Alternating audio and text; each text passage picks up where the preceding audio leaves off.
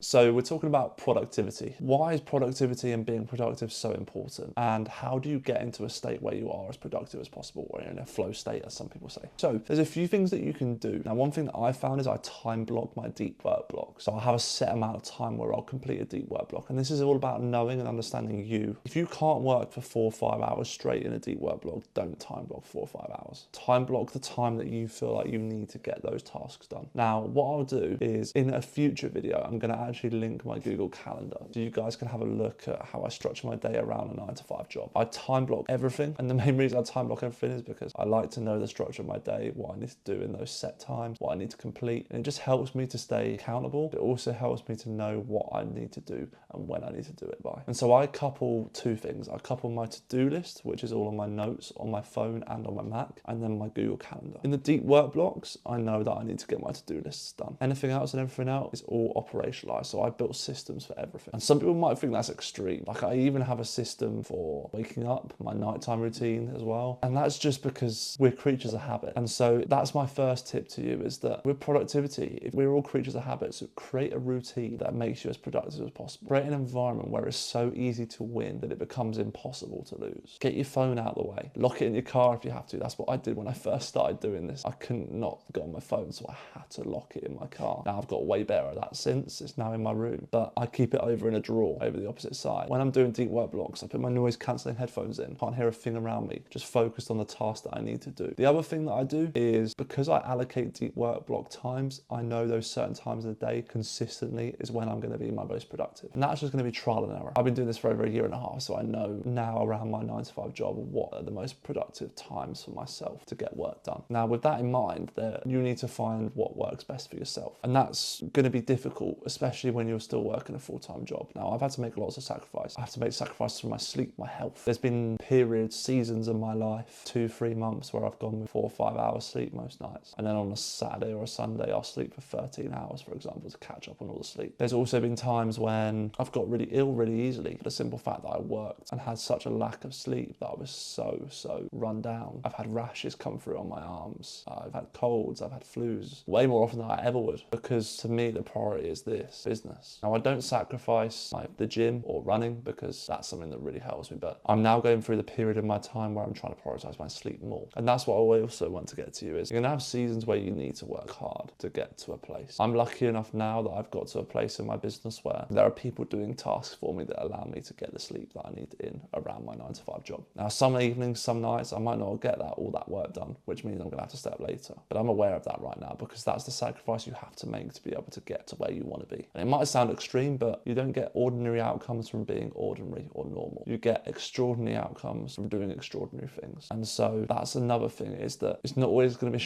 sunshine and rainbows. You might see all this stuff on the camera where it's looking awesome, looking amazing. There's the Lamborghinis, there's the yachts. Those people have worked their ass off for decades to get to where they are. It doesn't just happen like that. For some people it does. And for those people, congratulations. But for 99%, it takes hard work, and you've got to take risk. And so being as productive as possible, time block your tasks, have a to-do list, block out all distractions, and finally, remove as many vices as possible. What I mean by vices is distractions or bad habits. You know what they are, and you need to make yourself aware of it first. If you're aware of it, then you can start to take action and think about how you can remove it. It takes time to get better at this stuff. Having less screen time is a skill. It's not a habit, it's a skill. Everything is a skill. And if you think about it like it's a skill, it makes it a lot easier to understand it. And if it's a lot easier to understand, you know how to improve it. For example, at the moment, I had the skill of, when I'm doing deep work blocks, putting my phone over in my drawer over there. That is a skill, because I'm focusing then on the deep work block. Deep work is a skill. Focus is a skill. It's all skills, and they stack. And you just need to build up your skill to level 100. And once you've got it to level 100, you're printing money. You've got an abundance of life around you. But until you get to that, you've got to go through the hard stuff. If you've got any questions about this video, then feel free to drop them in the comments. This has been all about productivity, how you can optimize that in the best possible way, and a little bit of harsh reality as well. For those people who see these videos where they're promising that you're going to get the dream life in 1 week or 2 weeks, which isn't the case. So I just want to be frank with you and honest with you about that. But yeah, feel free to subscribe if you like the video. And as always, you remember, guys,